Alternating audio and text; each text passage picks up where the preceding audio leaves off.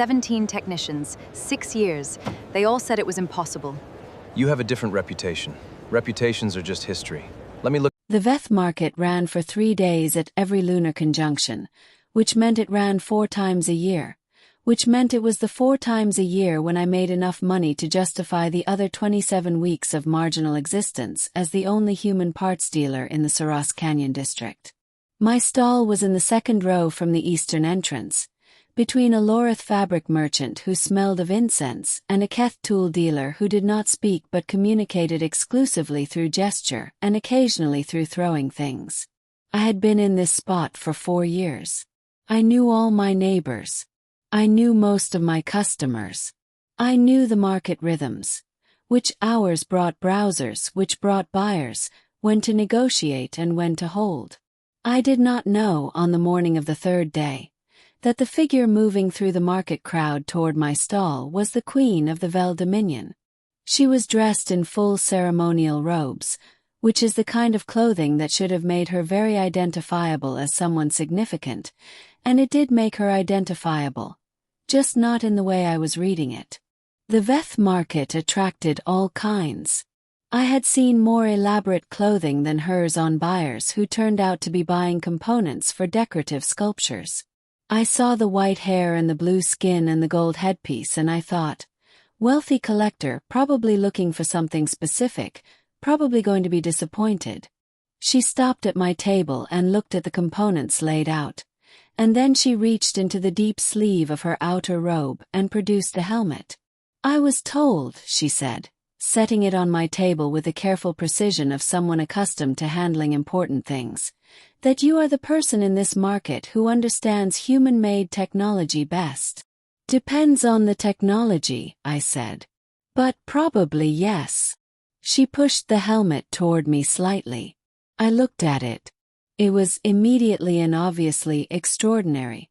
The kind of work that represented the intersection of at least 3 different engineering traditions, none of them purely human and none of them purely any other species I could immediately identify. The blue accent lighting was dead. The circular mechanical elements on the side panel were jammed in a partially extended position.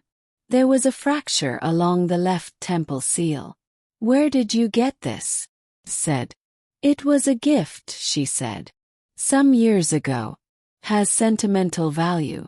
I was told it could not be repaired. I have been told this by 17 technicians over 6 years. Picked it up. The weight was wrong for the size.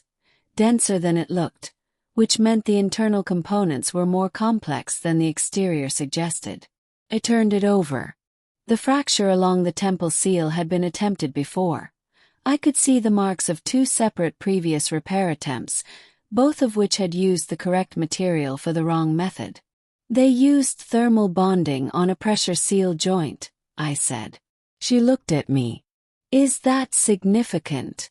It means every time they tried to fix it, they made the underlying problem slightly worse, I said.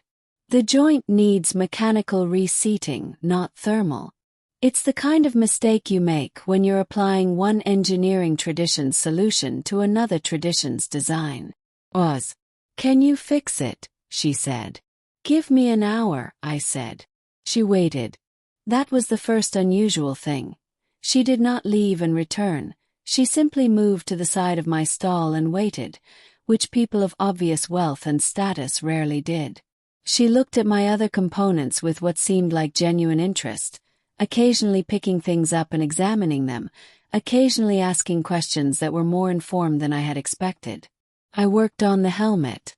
The mechanical reseating took 20 minutes and was fiddly in the way that all precision work is fiddly, requiring the kind of sustained attention that makes the rest of the world go quiet. The blue accent system had a power routing fault that took another 20 minutes to trace and another 15 to correct. The external casing of the fracture, once the joint was properly reseated, could be finished with a surface compound that I had made myself from a combination of human repair materials and local mineral compounds, which was a mixture I had developed over 4 years of working on objects that didn't fit neatly into any single repair tradition. At the 50-minute mark I set the helmet down and pressed the activation point. The blue accent lights came on. All of them. Steady, even, the way they had probably looked when the helmet was new. The circular mechanical elements extended smoothly and retracted smoothly, which was what they were designed to do. I had figured that out from the internal mechanism, though what they were designed to do it for remained an interesting question. I looked up. She was looking at the helmet with an expression that I understood, because it was the expression of someone encountering something they had been told was permanently lost and finding that it wasn't. "How much?" she said quietly. I named a price that was fair for an hour's skilled work on complex components. It was not a large number. She looked at me with something in her expression that I couldn't fully read. "That is considerably less than the previous 17 technicians charged to fail," she said. "They charged for attempting something they couldn't do," I said. "I charged for doing it. Different calculation." She reached for the helmet, and I noticed for the first time that there were people behind her. I had processed them as market crowd background noise, but they were not market crowd. They were standing in a loose but deliberate formation, wearing clothing that was just formal enough to be uniforms if you were looking for it, and they had been watching this entire exchange with the focused attention of people whose job was to watch things. One of them, a tall blue-skinned figure with the bearing of someone senior, leaned toward his neighbor and said something in a dialect I didn't speak. The neighbor's expression shifted.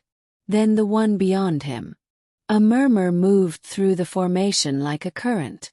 The tall one looked at me with an expression that contained, improbably, approval. He said something in a louder register. I still didn't speak the dialect, but I caught the cadence. It had the rhythm of a declaration rather than a comment. The formation responded. Together. The same phrase louder. I looked at the woman in the white and gold robes who had just had her 6-year-old repair problem resolved in 50 minutes.